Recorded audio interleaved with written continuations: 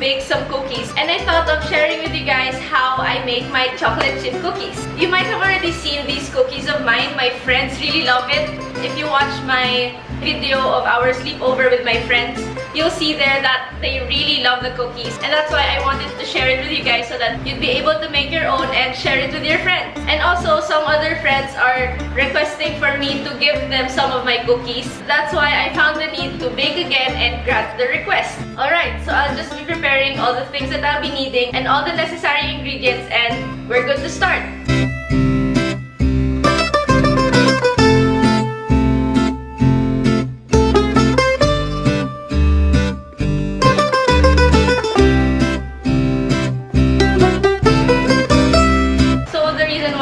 Out the butter together with all the other ingredients is because when we put this into the wet ingredients later on, it has to be at room temperature. I was looking for my apron but I can't find it, so I took a bath naman, so I'm very clean, so everything will be taken care of. And by the way, one thing I almost always forget is to preheat my oven before I start preparing the ingredients. We have to preheat it at 180 degrees Celsius or 350 degrees Fahrenheit.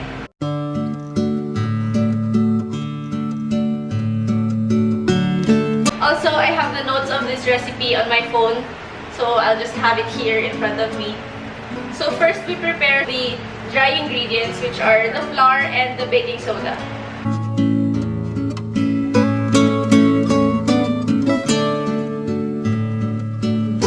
We need to have 2 bowls because we need to prepare the dry ingredients and the wet ingredients separately. So for the all-purpose flour, we need 2 1/4 cups.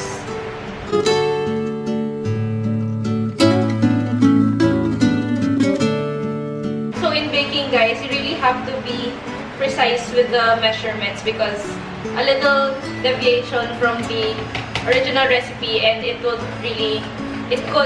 really destroy the whole thing.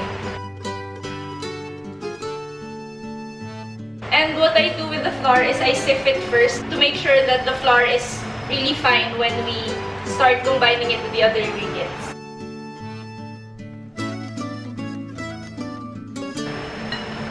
So in baking, you need to have these measuring cups. This is the 1 cup and this is 1/4 cup. I also have a 1/2 cup and 3/4 cup. And also, we have these for the liquids, the teaspoons, tablespoons, and such.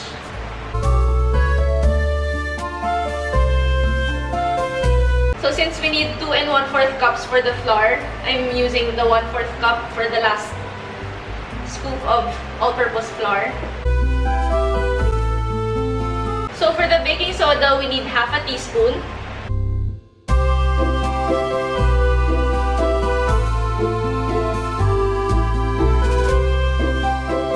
So now I'm mixing the all-purpose flour with the baking soda, and also a gentle reminder: when mixing the all-purpose flour, you shouldn't mix it too hard because it will cause the cookies to be too hard, and it wouldn't turn out the way we want it to be. You just have to make sure that you really did mix the baking soda thoroughly with the all-purpose flour. So we set this aside first, and we're going to start working with the wet ingredients. So for the wet ingredients, first is the butter. We need actually 2 sticks of unsalted butter, but since we couldn't find any sticks for the unsalted butter, we just bought this bar. This bar is actually already 2 sticks, equivalent to 2 sticks, so we don't need to cut it anymore. We just have to use it as it is. And it's already at room temperature, so it's good to go.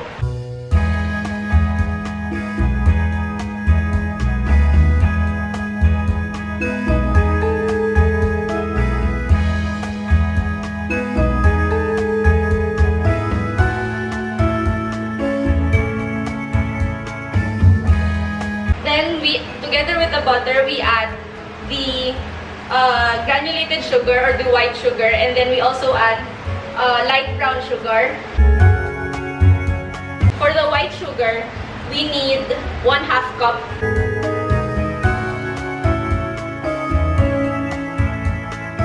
By the way, don't worry about remembering all the ingredients I've been saying from the start because I'll be leaving all the ingredients down in the description box so you can go check it out when you need to.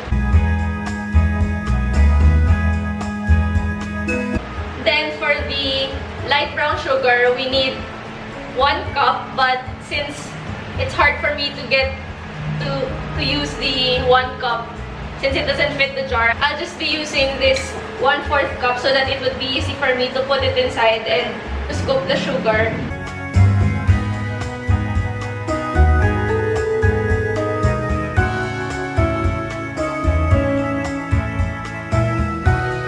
Alright, so that's for 1/4 cups, so that's a cup. Then we mix these ingredients until it's light and fluffy. Also, you have to be patient when mixing the wet ingredients, especially if you don't have an electronic mixer. When you have to do it manually, you need to have some arm strength. But yeah, you just really have to be patient and it will all eventually come together.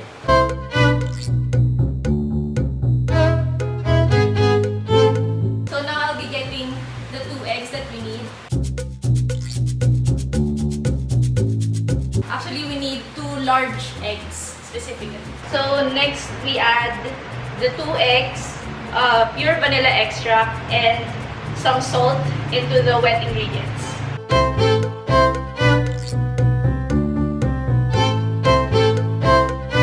Then for the pure vanilla extract, I'll be using 2 teaspoons. It's much better if you use pure vanilla extract because it brings much more flavor to the cookies. So that's 2 teaspoons. Then for the salt, we need 1 teaspoon. And you have to make sure really that the butter that you use is unsalted because you'll still be adding salt. So then we mix everything all together again. I used the whisk again because it would be easier for me to mix everything since we need to really mix the egg with the butter mixture thoroughly.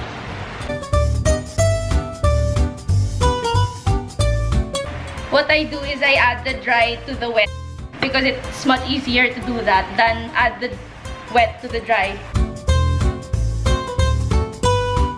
And I also don't put all the dry ingredients all at once because it's again hard to mix. Then also, like what I told you earlier, when mixing the flour, don't mix it too hard. Just make sure that you've mixed everything thoroughly.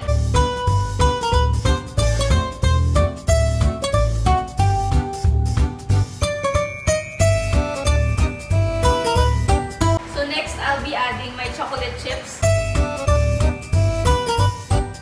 Ever since I've started baking, I love to use Hershey's semi-sweet chocolate because I think that if your chocolate is delicious, then it really brings the good taste into the cookies.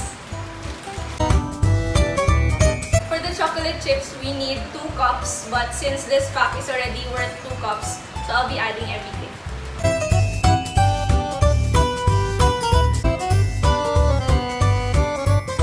Just make sure that you've distributed the chocolate chips well, because you wouldn't want some cookies to be filled with chocolate and others to have just a few chocolates. And what's also nice about this, I don't know how it happens, but when I start to bake these cookies, the chocolate chips don't melt. It retains its shape, but when you bite it, it's melted on the inside. Oh, heavenly. Alright, so we're done mixing everything. So it's time to put everything in the pan. So we have here parchment paper. Others use cooking oil. They spray cooking oil on the pan, but I use parchment paper so that it's not that messy. Just have to put the paper and it does all the work on its own.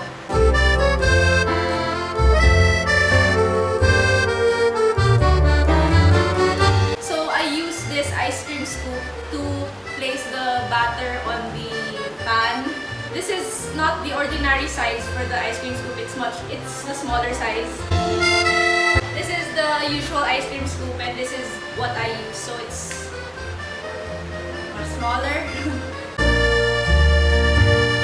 And I also don't really fill the whole scoop.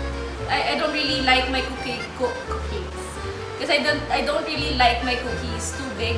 So I just don't fill it.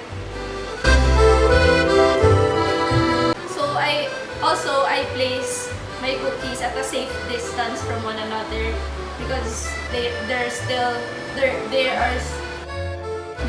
will still expand. So I'm done placing our first batch on the pan.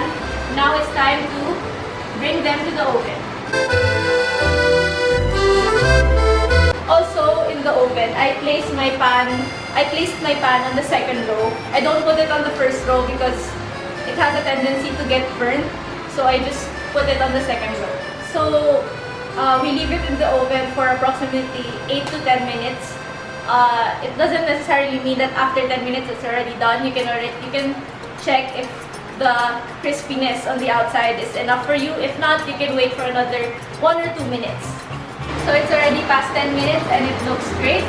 Let's bring it out. Smells good. And before I put it in the container, in any container, I let it cool on a cooling rack first so that its moisture wouldn't get inside the cookies.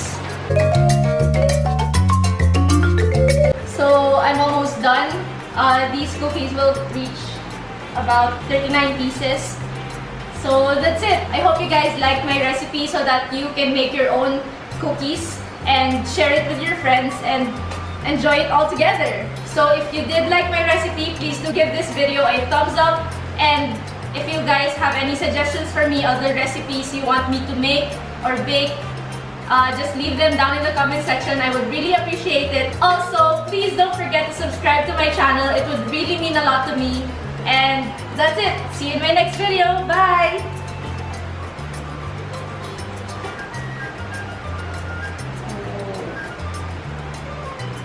Melted chocolates.